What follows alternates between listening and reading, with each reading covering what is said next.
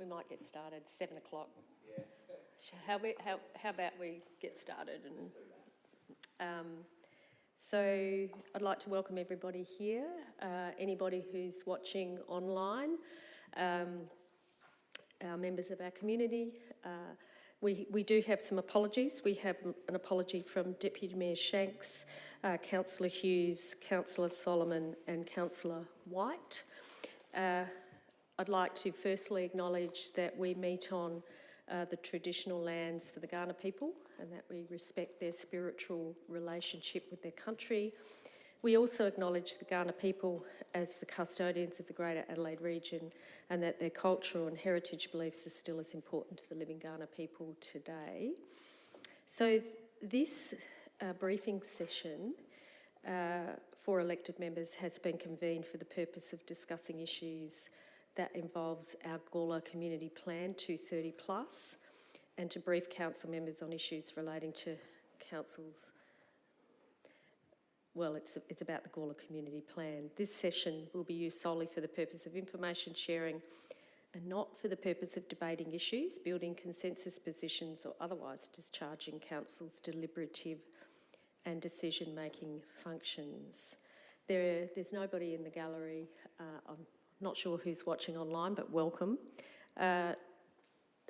If we can turn our mobile phones to silent, please, and if you need to take a phone call, please take it outside.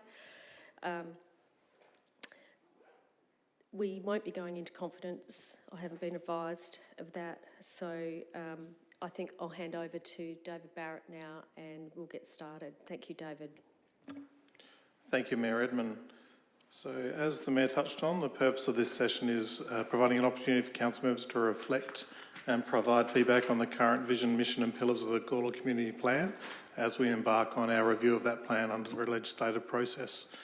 This will launch the first stage of engagement after a decision-making point in council coming up hopefully at the September meeting for a stage one process, which is the discovery process. So the plan for tonight is just to work through that legislative process, just to give you the background there, an overview of the existing community plan, and then open it up for discussion on the pillars for members, and then any questions after that. So as council are well aware by now, section 122 of the Local Government Act prescribes that a council must develop and adopt plans which may take various forms for the management of its area to be called collectively the strategic management plans. It goes further, stating what those plans are and when we must undertake reviews. So point B down the bottom of the slide is the important one there. In any event, undertake a comprehensive review of its strategic management plans within 2 years after each general election of the council. So the community plan is the overarching document within our strategic planning framework, and that framework is on the right-hand side of that slide in a pictorial format. It is, as with the broader strategic planning framework, we must assess council's financial sustainability, levels of service delivery, provision of infrastructure and projected demographic or developmental plans and changes within that community plan. In accordance with the Act, council is required to comprehensively review the plan, and we must do that by November 2024, being the 2-year time frame since the 22 election. The review of the plan will be undertaken and concurrent consideration and consultation also being directed to long-term financial plan and long-term infrastructure and asset management plans, as they all require that review within that 2-year time frame. We are required under the Act to develop and adopt that suite of documents, being a long-term financial plan for a period of at least 10 years, outlining an approach to funding services and infrastructure of the council, setting out our projected total revenue for the period and outlining intended sources of that revenue. Also, we must do the infrastructure and asset management plan relating to management and development of infrastructure and major assets for the council over that 10-year period. These plans form part of council's strategic management plans. So the first strategic plan that this council had was in October 1995. This was prior to the Local Government Act, requiring councils to have such plans. The council's strategic plan is subsequently reviewed in accordance with those requirements every 2 years of each general election, but it's been changed its name to the Community Plan in 2014, not the Strategic Plan. And the most recent review occurred across 19 and 20, and that's where we have the current 2030 plus document. Can I just flag at this stage that I'm going to actually ask us to consider, because I don't think the community has any idea what a community plan is. I think they understand what a strategic plan is. I've done a little bit of a tiny survey. People have no idea what a community plan is and do not equate it back to a strategic plan. So I'm just going to throw that in there. In the Act, it says strategic plan, doesn't it? It does, yes, in the Act, yes. Yeah. Yeah, many councils... Is it time to actually change the name? That council can do that if it wishes to, 100%. A lot of councils have changed the terminology from strategic plan to community plan over time, but it is in the Act defined as strategic plans, yes. Yeah. I think many people, I know that when the Vidulis matter came up, many people quoted the community plan. They seemed to know exactly what it meant. I think they were led to it. Well, be that as it may, they now know that there's that's the highest document. So, you know, or because you might want to change it, many councils are calling it a community plan, but it is in the Act a strategic plan. Councillor Koch. I was going to comment on the Vidulis matter. Yeah. The arguments actually revolved around the community plan. In fact, this council actually agreed with the community and said that that community plan was basically a strategic plan. Yeah, that's right. So I think people actually... Well, that's what happened. I mean, I don't agree with it, but this council actually agreed that the premises in the community plan was actually a strategic plan, and it was supposed to be the guiding principles right down to planning. So that's what this council has agreed to. Yeah. So we'll have that discussion. Keep going, David. Thank you. So the current Gawler Community Plan 2030 Plus identifies Council's vision, mission and 5 pillars or themes that continue to guide the organisation and our provision of services to community. It overviews our geography, population, including growth projections, demographics, employment, regional context and history. The current vision is that the town of Gawler is a livable, cohesive, active, innovative and sustainable community. And the current mission is that the town of Gawler is committed to fostering a livable urban environment, taking advantage of the area's natural beauty and accessibility to both Adelaide and the Barossa Valley. We enjoy a cohesive and active local community which Council is proud to support. Moving forward, the town of Gawler recognises the serious impacts associated with climate change on our environment and are committed to more sustainable practices and enduring innovation in this regard. It's long, isn't it? It's a very long mission statement, yes. So part of tonight is to reflect on that and consider how you may want to wordsmith that in the new iteration, and also whether you wanted to have any changes, and I'll flip back briefly to that vision statement. Although as a vision statement it is succinct and concise. Yeah, it is. Whereas the mission statement is long and wordy. Yes. Yep. Mayor, I'm a bit concerned. We talk about accessible to Adelaide and Barossa. We're actually accessible to more than just the Barossa. It's the Mid-North, the York Peninsula, whatever. Do you want to add more words? No, I just think because I think it's too long as it is. No, maybe we just say accessible to our regional area or something. I don't know. I agree it is too long. Well, I think it's time to look. I think what you can say is taking advantage of the area's natural beauty and regional we're a regional centre status, which brings many people from across the region, which stretches, but you don't have to explain that. You can just say across our region, people come to Gawler because of our regional centre status. So I think we can, we don't need to say, everyone knows that, I went down, we went down to Mary Poppins the other night the other day, and there were people from Burra there. They caught the train from Gawler, and they drove down, left their car at Gawler station, and went on the train, and they came home, and they know exactly what Gawler is. So I wonder whether we can change and make that little bit more succinct. I don't know what other people think. What do you reckon, Brian? They came down from Burra. That's your way. It's interesting, if I may, Yeah. say that, because the other night I texted you to say that your name was mentioned on the awards on Channel 44, because I watch Channel 44 a lot. It's local stuff, and Ethan's on it quite often. And Jeff Brock, who we know, is that a pretty outspoken person. And as soon as he came on to welcome everybody, it was quite an interesting statement. He said, and none of you in the room are going to like it, he said, and Mayor Redmond's here, the best of town and country, called Gawler. And then the next thing he said was that, as you know, Gawler's in the mid-regional areas. And mid-north. When I see him, I'm going to ask him, mid-north. what does he mean by mid-regional areas? I think we are regional, aren't we? We are. We're 42 k's from the CBD of Adelaide, and I think we are regional. We are part of the metro area, the Greater Adelaide area.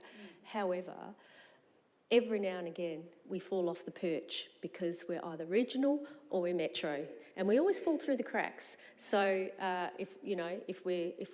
if they want us to be regional, they'll make us regional. If they want us to be metro because we miss out on something, we'll be metro. So it's always been the same with Gawler, and I think we are far enough away from the city. Mount Barker is closer to Adelaide than Gawler is, and they're in the region. They're not part of the Greater Adelaide region, so it really is quite interesting. So, but didn't hold sway when we went to Canberra. But yeah, we are. I believe we are a regional centre, and people come to the doctors here. They do their shopping here. Yeah, people come down from Clare. They come down from the Yorke Peninsula. I think you've mentioned that, Helen, before, and they come from all over. So I think it is a regional status. So maybe we can change. Maybe we could change that. That could be moving forward. The town of Gawler recognises the serious impacts associated with climate change on our environment, are committed to more sustainable practices and enduring innovation in this regard. That could be wordsmithed as well, I think, but we'll work on that. Sorry, David. No problems at all, Mayor Edmund. That's the intent of tonight, is to open that discussion around that vision statement, mission statement, and the pillars as we go through. So really happy about that discussion. And as you referenced, Mayor, it is opportune time to do that wordsmithing over the next 6 months before we get to a draft community plan perspective early in 2024. So in terms of the pillars, which are the next step down, we have 5, as we referenced before. The first pillar is our identity. And the goal under that, number 1, is a uniquely identifiable township, and then we have 3 objectives below that. Again, it's an opportunity to think about these things. From tonight's perspective, we're more about the higher level statements, and do we believe that the pillar, our identity, should remain? And that'll be a decision for council to make at its September meeting. Or are we looking at a different way to reflect our pillar? It's not to go to the wordsmithing of the objectives below. That will come over the next 6 months or so. So what do people think about our identity? I really liked in the Greater Adelaide Regional Plan the discussion paper around an urban break, which goes to the heart of that identity. But what do people think of the first pillar, which is our identity? Yeah, I mean, I think that probably, I'm happy with it staying in. I think it is something that we are constantly trying to work through to make sure that we're relevant as a town and not just as suburbs, because we could be just suburbs in Manapara. But I think people do recognise us as more than that, and I think that's very beneficial to... I think the history of Gawler is a town, and I think that's, you know, people, we are big enough to be a city, but there's a lot of pushback when you talk about city, people like Gawler town. So I think it's more country, it's more regional, and I think it fits with the regional centre status, but, you know, people might have different views on that.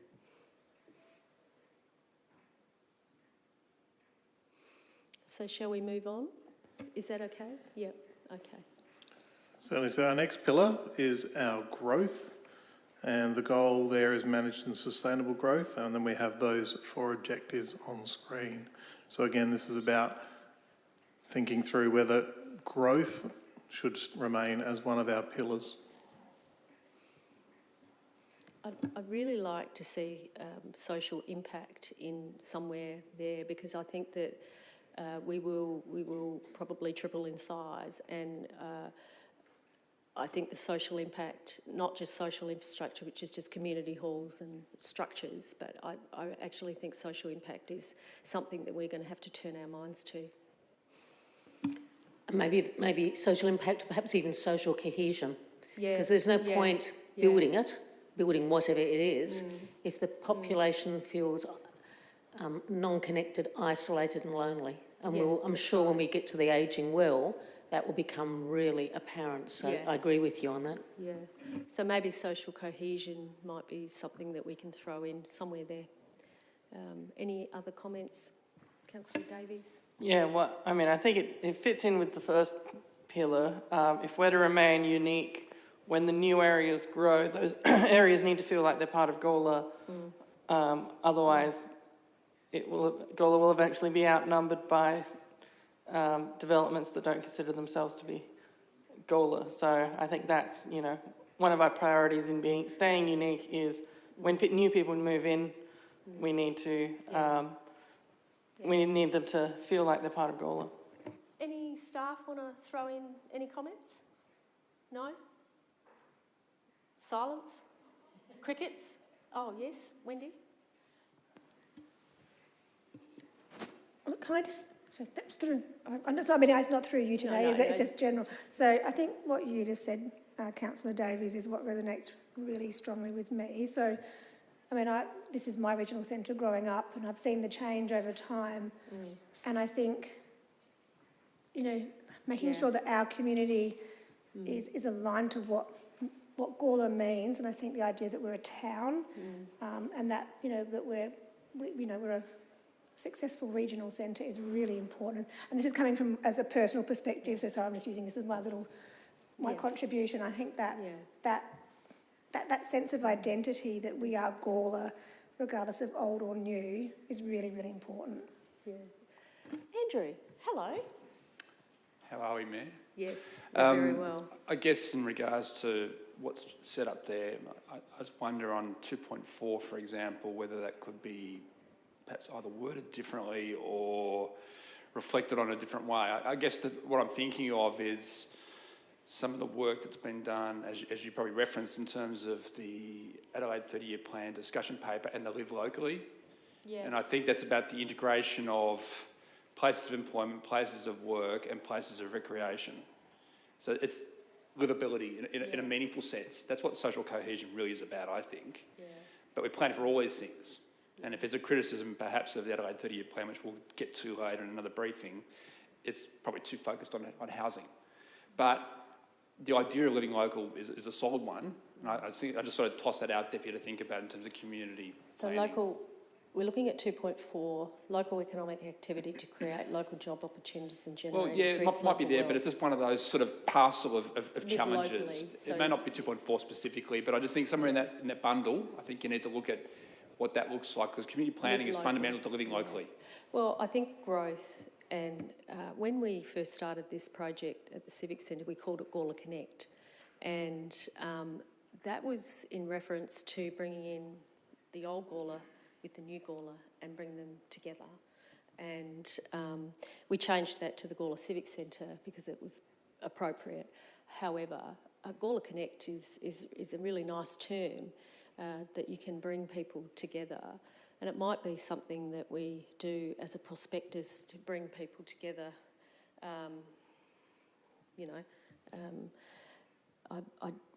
I think living locally, working, but a lot of people do work outside the town. I work outside the town. You work outside the town. David's away. He's working outside the town. Nathan works all over the state, so there's people that come here and don't necessarily work here, but lots of people do work here. So, but people make their home here because they like the lifestyle. So I think that's what you're picking up on, the lifestyle, and you've got good schools, you've got lovely parks, etc. And how do we weave that in? That might be something that we might want to think about. Yes, Brian. Yeah, it's very interesting because last night's meeting, I believe, was really good, and certainly Andrew. It was good, wasn't it? It was really good. To do with that, But I really think that there's something wrong. I don't know the answers. It may well be Andrew may find some answers that we can work on. But, you're talking about a big blob out there called the Cuddler area. 1,635 hectares, 153 homes on that amount of land, and 873 total population for that area, which I call a big blob area that needs to be developed. Now, this morning, I went out with a couple that phoned me and said, well, we want to show you something. And we went up onto the hill, right up on by Trinity, up through there. Mm-hmm. And you look out over the flat, and then we drove down through that area. Mm-hmm.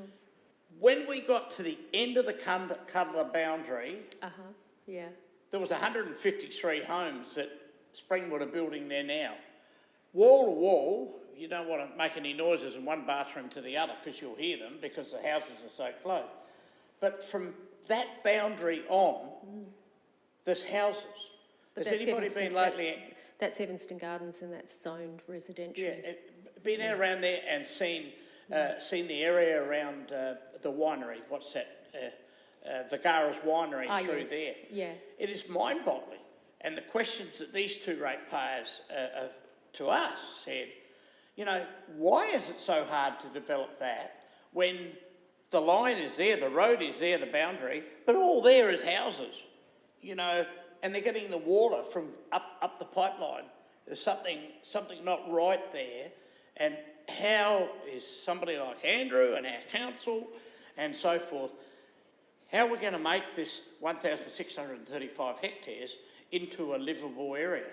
Don't you think that to do with the 2.2 is a huge job we've got to do? Well, it says the sustainable. Growth, It says growth to be sustainable and respectful of cultural and built heritage, which is a real advantage of Gawler. That's why people come and live here. They love the heritage.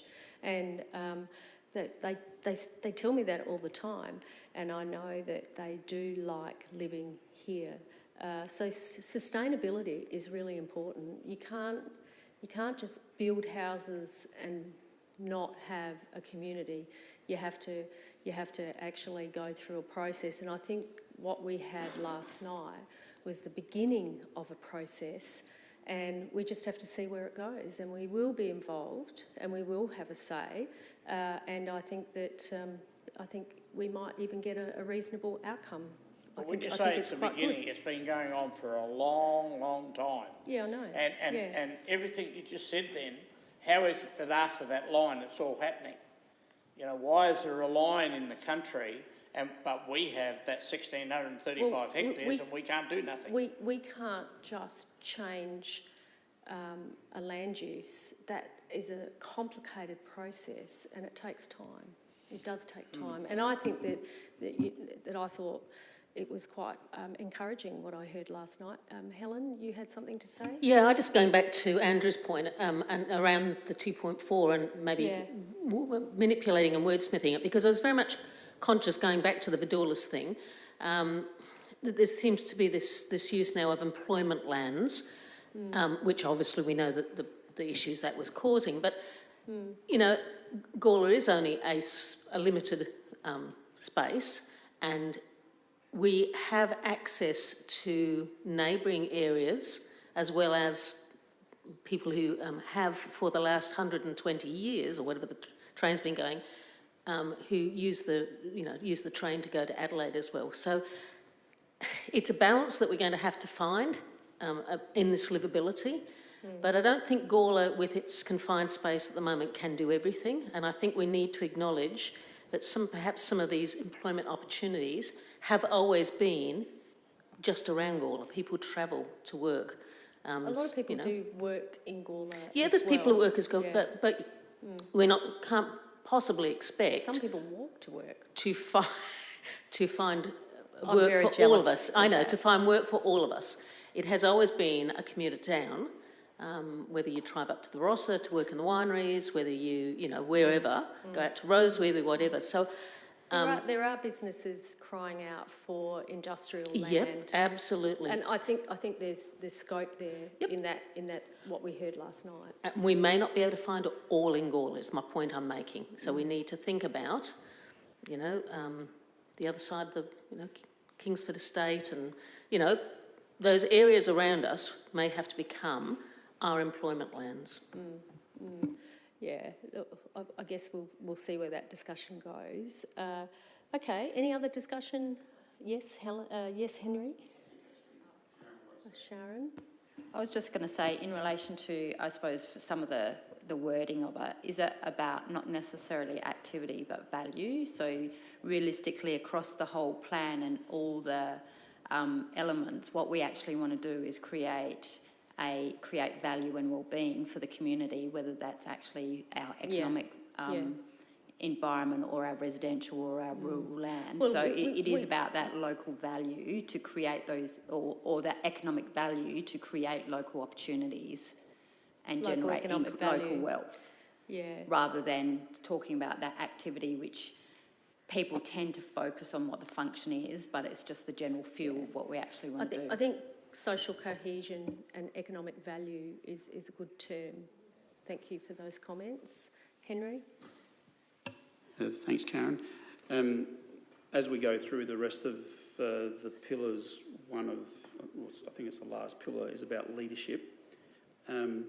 And any particular item could fall in one or more of the pillars. But in terms of growth management, I think the next couple of years in particular are going to be quite critical in terms of Council's position to advocate and lead the debate as much as we can. So although I'm not suggesting that reference needs to be made here to advocacy and leadership, because that will fall in the actual leadership pillar, the next couple of years are going to be critical in terms of driving that conversation, and whether what we saw yesterday through the initial conversation or the continuing conversation about the rural areas is really part of us establishing a position to advocate accordingly. And however that evolves over the next 6 to 12 months, it's critical that obviously Council is in that position to drive that conversation, and that then relates to how these different pillars relate to one another. So I just thought I'd make that comment. We'll move on, I think, David. Yeah. No problems, thanks, Mayor. The next pillar being our community, and the goal being a healthy, active, safe, should be actually engaged, that's my typo, apologies, engaged community, not engagement community. So again, we've got those objectives on screen, but open up for discussion around whether our community is still a valuable pillar to have moving forward. We've got arts, we've got creative sector, we've got Gawler to be an inclusive community with quality health and social wellbeing services to meet the needs of our growing community, provide sporting and recreational facilities to meet local and regional community needs, recognise, respect, support and advocate on behalf of volunteers, and encourage the development of the arts and creative sector. What do people think?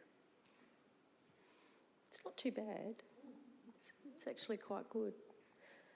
I think our communities covers off on a lot. Talks about inclusivity, talks about health and social wellbeing, talks about sport and recreation, talks about the arts, and recognise, respect, support and advocate on behalf of volunteers. Shall we move, any discussion on this one? Shall we move on? Is that okay? Yeah, okay, we'll keep it. Yes? I was just wondering in relation to the sporting and recreational, whether it's whether there's enough distinction or how you view that provide as to whether you're active versus your passive recreation. Because normally recreational facilities are like built for, well, but there's not necessarily anything about your passive. Yeah, you could provide sporting and recreational facilities, including passive recreation, to meet local and regional community needs. Because passive recreation is walking, cycling, unstructured sport. So, for example, the basketball courts that we're building, kids go along and do unstructured, ad hoc exercise, and it's not structured. They don't have to become part of a club or exclusive group. They don't have to pay fees. They just need to go out and do a bit of exercise. And so passive is important. And that's, there was a paper a few years ago that looked at passive exercise, and that's one of the highest growth areas in exercise, walking, having experiences. So we could even, talk about having experiences in our parks and gardens, but that might come in our environment. That might fit better there.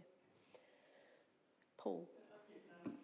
Yeah, I was going to say it might be worth people reading the regional health plan because it actually goes into detail. In particular, it does identify passive recreation. Yeah. Participation, but passive recreation far outweighs those in active recreation. It's unbelievable, really. It's really interesting. You can go for a walk, you can go on a trek, you can go on a 14k hike through the Hyson Trail or the Heritage Trail or the Lavender Trail or whatever the trail is, and you really, really do get a lot of benefit from that. A lot of people are looking for experiences now that involves trekking, walking. You've done Walk the York, haven't you? And which you've completed, and that took quite some time. However, I'm sure it really made you feel good. Yeah. Just on that, I think we need to make sure we balance our expenditure, etc., on the passive and active. Because sometimes we hear a lot from the active. We've got this, this number of people. You've got to do this, that, and the other. Yeah. But really, you look at the whole community and say, well, there's all this passive recreation that we have to look after as well. And I think provide sporting and recreational facilities, passive exercise, hey. I just worried. I mean, I'm hoping there's somewhere else in the document we can perhaps go and dig down into the detail of what recreational is, because it can be quite a large explanation if you include everything that you and Paul have talked about. From Paul's point of view, I like the fact that, in fact, the 4 points there capture not just sporting and recreation, but it talks about health, it talks about arts, it talks about creativity, it talks about volunteers. So in what you're saying, Paul, we have to stretch a budget to cover and make sure all of those people are well covered, not just one section. It's always hard, and there'll always be one that we have to focus on, but we have to always bear in mind that we have to cover all of them. I mean, it's a political thing because you can get groups that are quite active, politically active, and create a lot of... I think passive exercise is quite important, and we might be able to weave that in somewhere, David, so you might want to take note of that. I mean, because you can have a gallery of people and you might think, oh, that's it, but really it's only that, but really it's the wider community. Yeah. Shall we? Yeah. Just a thought in terms of whether, is it implied that referencing the community is all of the community from, the young to the elderly, whether we need to make specific reference to that? Oh, we've got inclusive community, and that Okay. covers everybody, Okay. I think. And then I was thinking whether or not referencing the vulnerable in the community. Again, that might be implied because it's social wellbeing, it's the communities, because I know that we've been having a bit of focus on sort of the vulnerable in the community, whether or not that might be a particular reference. But you could include that in inclusive, because inclusive means everybody. It includes everyone. So if you use the word inclusive, you are including the older person, the younger person, people who are vulnerable, people who may be homeless, etc. I like the word inclusive because it captures everything. It's just really neat and tidy. You don't need to add all these extra words because once you start doing that, you miss somebody, you miss something, and you might inadvertently miss a major group. So, yeah. What did you want to say, Councillor Davies? Oh, just, I think for the purposes of a catchy single sentence, I agree that inclusive is probably a good word to cover that, but, when we dig down more into the details, I think it would be worth having plans for, this is how we're supporting the elderly and this is how we're supporting these different groups. Because we've only just started looking at the Ageing Well framework and a working party to work around that. So that's a new piece of work, so that could be incorporated in somewhere in here. Yeah. Okay. Yes, Brian. I'm just very interested in 3.3. Recognising, respect, support and advocate on behalf of volunteers. We've got to be a realist. Volunteers aren't available anymore. One of the reasons I was at a function There's here... a waiting list for the Cultural Heritage Centre. Sorry? There's a waiting list for the Cultural Heritage Centre. She's got a waiting list. Yeah.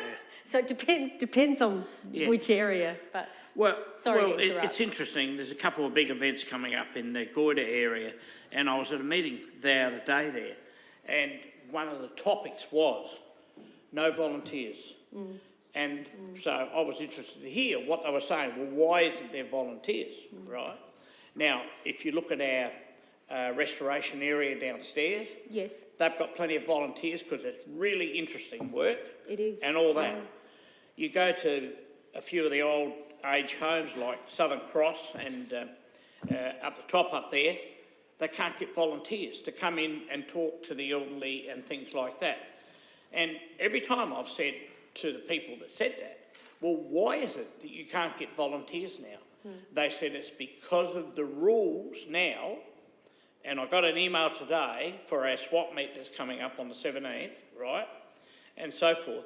And all of us that are working, even though we're a club member of the car club for the swap meet, which has been going for many, many years, this year we've got to go and do a course for us to be a volunteer at the swap meet. Yeah. Now, if the rules keep getting stronger, we're not going to get volunteers. I'm just wondering what other people think. Whether what I'm feeling, and certainly Borough, is in a fair bit of mess. They can't even get a volunteer they were going to have a bus pick people up from different towns, to Robertstown and around there. Yeah. And they couldn't get a volunteer driver that had the credentials to drive, a school bus sort of thing. And the school teachers didn't want to do it either. So there's a bit of a problem looming there where really now you have to pay people if you want the job done. So I'm just wondering what other people think. I mean, I feel we're looming into a problem there because the rule book about it is getting too strong. I think it depends on the role and what people are expecting people to do. And I know that the service clubs have difficulty finding members. They've had some success these last few years. However, not a lot of people want to go to committee meetings and be on the executive and be treasurer and be secretary and all of that type of thing. My eldest daughter, she comes in, does a project and gets out. That's how she volunteers. And and she goes in, does a project, gets out, and looks for other projects. And that's sort of the new way of sort of volunteering. Helen? Yeah, you're quite right. And this has been, inside the volunteering world, this has been known and forecast for the last 15 years, that the nature of volunteering and the type of people, call us baby boomers, whatever, require a different... And so people have been able to be flexible and adapt, have done that. And I think, Brian, I think that's the point of this point, is that we advocate, we point out where there are barriers to organisations in our community and see if we can lobby and on their behalf or facilitate something, because we get the feed. We not only have our volunteers here in council, but we do hear feedback from everywhere else. But as I say, I think it's unwise to say there aren't volunteers. What we've got are volunteers who are quite specific in what they want to do. The occasional volunteer or the spasmodic volunteering. It doesn't mean people don't want to give back. It's just that their lives are different to perhaps the previous generation, and so somebody needs to listen and be able to adapt and be available for what they are. And as I say, we've got some good examples of that happening here in our council. So I think that's why I'm happy for that part to stay in, because I think it is something we've done well. I think it's important because we need our volunteers, and we need to support them and advocate for them. Paul? Look, I've got a different view to Brian. I think it's important that we have all those checks and balances. We need to keep volunteers safe, so they need to do their OH&S, and if you're working anywhere near children, you need to do your mandatory training. I mean, I've done it. It's horrible. I've only done it once. I don't want to do it again. There is some horrendous things out there, and if you're not aware of it, you're putting those children at risk. So you do need to go through all those... You need to do those things because you need to be a quality volunteer, and also the organisation needs to support you as a volunteer as well. So they need to give you something back. So not only are you volunteering, but that you are building yourself as an individual with skills and understanding, etc., etc. So look, it's a two-way street. When we have our volunteer afternoon tea in the Institute here, everyone seems really happy with what they're doing. And, you know, I think of the clock tower, winder-uppers, and they get up that, I don't know how they do it, but they get up that tiny, tiny stairwell and keep our town clock going, and I love that. I love that clock, and I love seeing that clock, and I'm really grateful for those volunteers that actually get up there and wind it up. It's fantastic, and they look after it, they maintain the clock. It's fantastic, and the graffiti removalists, they love their job. They always seem really happy. So I think we've got very happy volunteers. I think we do look after them really, really well. I don't know what staff want to add. Any comments around volunteers?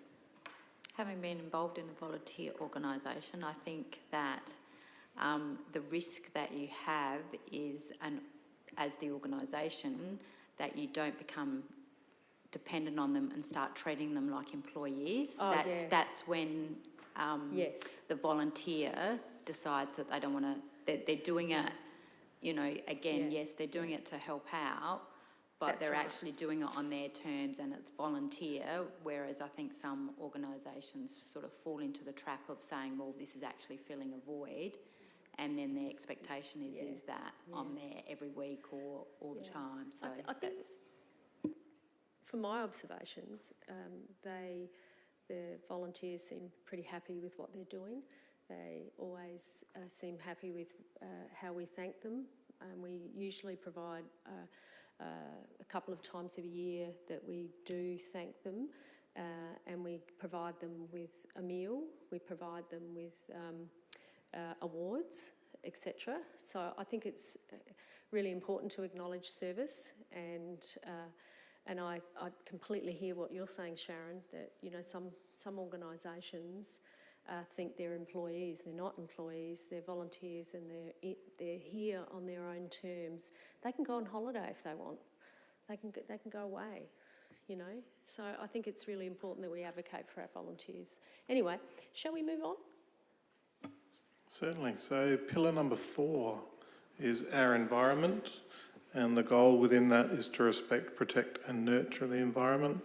And then we have those 5 objectives on screen as well. Again, thinking through the need to retain our environment as a pillar or discuss otherwise. What do people think of the 5 dot points?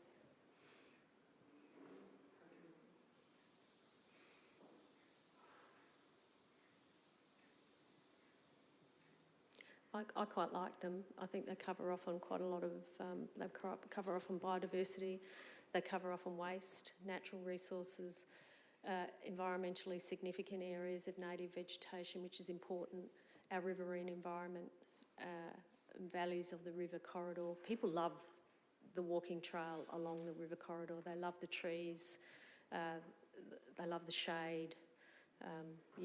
I think act on climate change is a really strong statement. Any comments? Anyone? No? No? You happy? You comfortable with that? Yeah. I'm just checking. Nathan was going to send some questions, but I haven't seen any yet. No. Okay. Shall we move on? And pillar number 5 is, as Henry referenced earlier, our leadership. And the goal there is being a strong, vibrant community. And then we have the 3 objectives underneath. So it's again thinking through this as a pillar and what we want underneath that to drive that. I don't think this goes far enough. I think that, we are community leaders and staff are corporate leaders. So I think that there needs to be some sort of advocacy piece that, council leads the conversation around growth or around social cohesion, whatever it might be, but council has a role in leadership and advocacy, whatever that advocacy issue is. I'm not quite sure of the wording, but I think that we need to have an extra piece of advocacy and leadership there. And goal 5, a strong, vibrant community, well, it should be our leadership. I agree, Councillor. Mayor, this one is... It's tricky, It's mixed up. It's talking about a strong, vibrant community, and yet the pictures and the points talk about council as an organisation. So we need to either... I know. We need to either look at both. Is this talking about us as an organisation, or is it us talking about the community? It goes back to why it's called a community plan, really. Well, I think it should be our leadership, goal 5, our leadership. And it should talk about leadership. It should talk about advocacy. It should talk about high-level thinking, foster, encourage community teamwork, be recognised as a best practice organisation. I don't think that's bad, and collaborate regionally. Continue to deliver effective services and refine management processes, but it's all about looking inward. It's not looking outward. Yeah.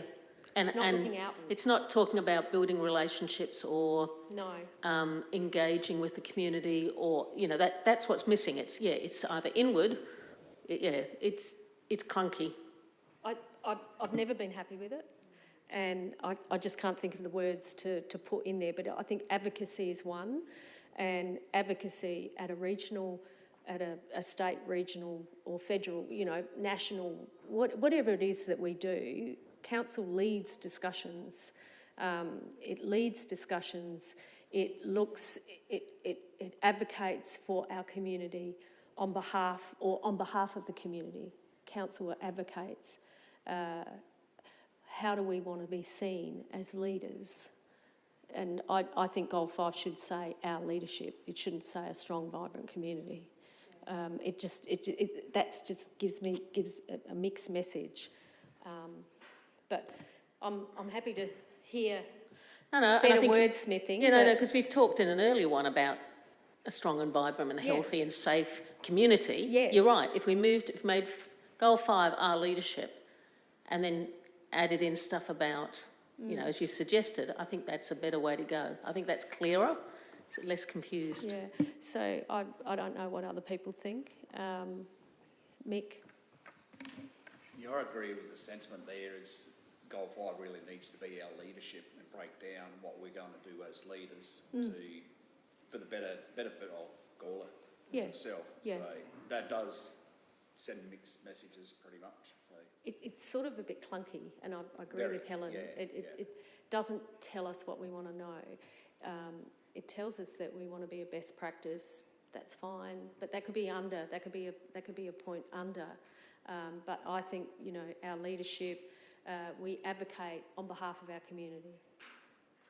You know, we advocate and lead on behalf of our community, or whatever the term is, and we need to put lead or leadership in there somewhere. Foster and encourage community teamwork. I mean, that's sort of a bit mediocre. Continue to deliver effective services. Well, that actually is 5.1, because to be recognised as a best practice organisation and collaborate regionally, you would be doing effective services. You would be doing that. So you could get rid of 5.3. Sharon? I suppose rather than having our leadership, is it something about the fact that we want to be like, have progressive leadership or be progressive leaders, or, you know, good community, like good leaders of the community or something like that, rather than just repeating our leadership, or, what sort of leadership or what sort of leaders do we want to be as our goal? Well, that will change depending on the issue that you're facing. So you might want to be a progressive leader, but not everybody's a progressive leader. Everyone has a different leadership style. And so I'm not convinced that we need to put progressive in there, because not everyone practices progressive leadership. They have leadership. Leaders come in many different sizes and shapes and deliver leadership in different ways. Andrew, you wanted to say something? Just for what it's worth, I guess looking at the three statements there, I just wonder whether or not there's something missing. And I think that the role of council, I'm not sure it's moral courage or what it is, but it's probably in that space where we're not simply in a reactive space to those who come to us on a day-to-day basis with their needs, but we are thinking about the end game. I guess I'm putting my strategic planning hat on, but that's the same conversation about living locally. I think we need to plan for that 10, 15, 20 years from now, rather than be trapped in a view of what we had. So to be a strategic leader. Yeah, maybe. So council is a strategic leader. Yeah, and that picks up Sharon's point on progressive, but I think strategic is probably better. Yeah, you're accountable ultimately, because you have to get voted in, and you have to, you go with a platform, but ultimately you're also there to make the decision which you think is in the best interest. Well, this is a collective discussion, because it's not just us as elected members, it's you as the leadership executive team, because you're the face of council. People come to see you, Wendy, they come to see you, Sharon, they come to see you, Henry, and you, David. So you are the face and you are leaders in your own right. So it is a collective, so you don't want to separate. Council is a strategic leader. Leadership, a strategic leader looking long term.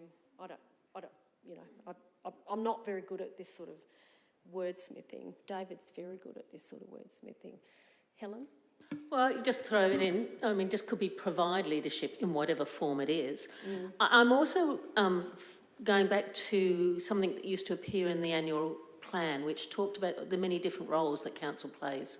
Sometimes it's a provider, sometimes it's a facilitator, sometimes it's, there was, those different roles. And I'd like to see that teased out a little bit in there.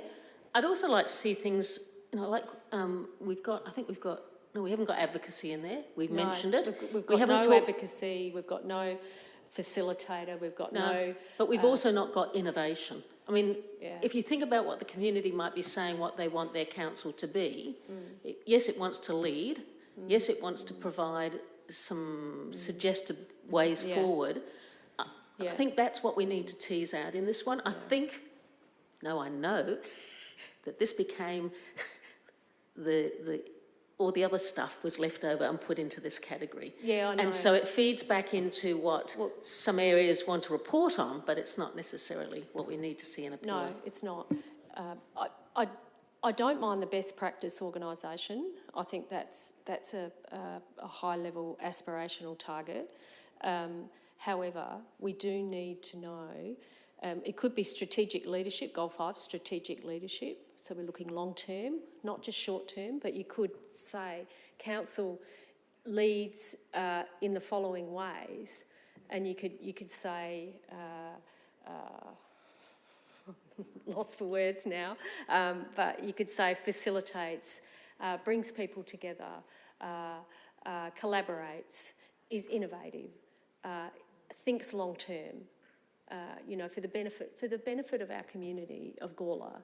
And you put for the community of Gawler, not just our community, but you put the community of Gawler. Yes, you've had your hand up for a while there. Sorry, Councillor Davies. Yeah, so I think there's sort of two different categories of things in here. I think, 5.1, for example, is, I think, two separate things. Collaborate regionally should probably be its own leadership point, whereas be recognised as a best practice organisation is the same as 5.3. It's sort of a it is. work good internally metric, which I don't know if that needs to be a pillar or just part of the CEO's job, or, but I think that's a lot more internal than, what we're talking about with leadership. Be an efficient council is a good thing, but it's not really leadership. No. So, I'd be happy to... Best practice organisation covers on all of those points, I think. Yeah. Because you can pull that out and you can say, we're a best practice organisation because we do this, and we do this. Yeah. And I'd like to see somewhere in the pillars, what I was talking about before about the leading in terms of bringing people into the bringing new people into the fold and all of this kind of thing, somewhere as a specific point as well. Yes, Brian. Yeah, certainly in the 5.1, collaborate regionally. I'd like somebody to explain that. That doesn't ring with me at all. I think 5.2 is very, very good, and that's certainly being highlighted at the moment, the way council is working with the sporting clubs and all, with what we're doing to bring that all together. 5.3 I've got a problem with. Continue to deliver effective services, effective and sustainable services, yes. But the last line, and refine management processes, I've got a problem with that, although in the last couple of months there's been a lot of changes made which have been for the good. Mm-hmm. There's a lot of things that we've seen made, but that doesn't fit with me. There's still a long way to go so that we're all working together on the same train with that one. Thank you for those comments. Okay, so we need to work on that one. You taking notes, David? Yeah. What would you like to say? Thank you. Myself and Bryce are taking copious notes, and the beauty of it being recorded, we can review the conversation as well. So from my perspective, just hearing that conversation, the goal could be something along the lines of to provide or to deliver strategic leadership.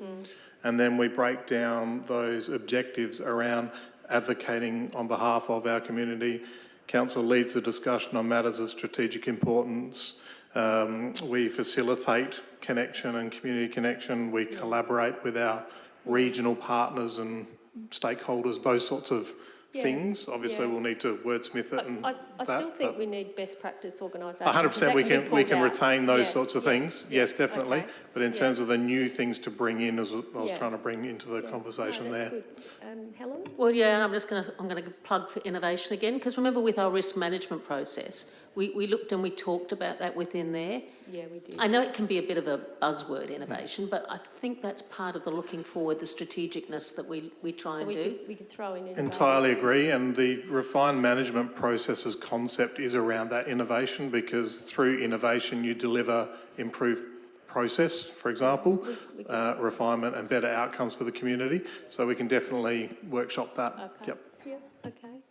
That's Yes, Henry. Yeah, just further to all of that, whether relative to the advocacy role as the point of representation, representing the community, whether that's a key word we would otherwise introduce, and also a lot of work that we do in strategy and policy from a leadership perspective, whether we need strategy and policy specifically referenced or not, and relative to Cody's comment about community belonging, whether that, not necessarily in leadership, but going back to that community pillar in terms of that belonging aspect. Are you talking about highlighting people that are future leaders? Is that what you're talking about, or are you talking about something else? Also, what I was talking about earlier was around, like, the new developments come in, we bring people into, we're actively working to turn Gawler residents into Gawlerites, that kind of thing. Okay. Yeah, and so we bring people into the community. So we embed our community in community. Something. And it's not necessarily clunky. Yeah, it's not necessarily a new thing. It's not just because we've got the newest developments. We've been doing that for a long time because the farmers retired from the farm into Gawler, and they went from being a lot of land, and then how did they fit in, church groups, service clubs, whatever. They integrated through that. So, yeah, but I mean, the true way to do it is look at how the real estate people sell the properties. You'll come to Gawler, you'll be part of a strong community. Whoops, we'd better make sure we pick them up and encourage them and help them to do that. So. Yeah, and there's not just one way to do it, and we have been doing it through, all of the services we provide. The youth space, for example, is making young people feel connected to Gawler, as are, the football clubs and all these kinds of things. But it's just a matter of, it's always been important, but with the growth, when the town doubles in population over 20 years or something, there's a real chance of just losing the unique identity entirely. And that's the area where that needs, I feel like, saying we're proactive about this is something that is valuable for the community plan. Mm-hmm. Thank you. Any other discussion? No? All good? So that's our last pillar. Yeah, so just to wrap, I thought I'd put them all on the page in front, just to reaffirm the conversation and give the opportunity. Here we go. Nathan Shanks, sorry. No problems at all.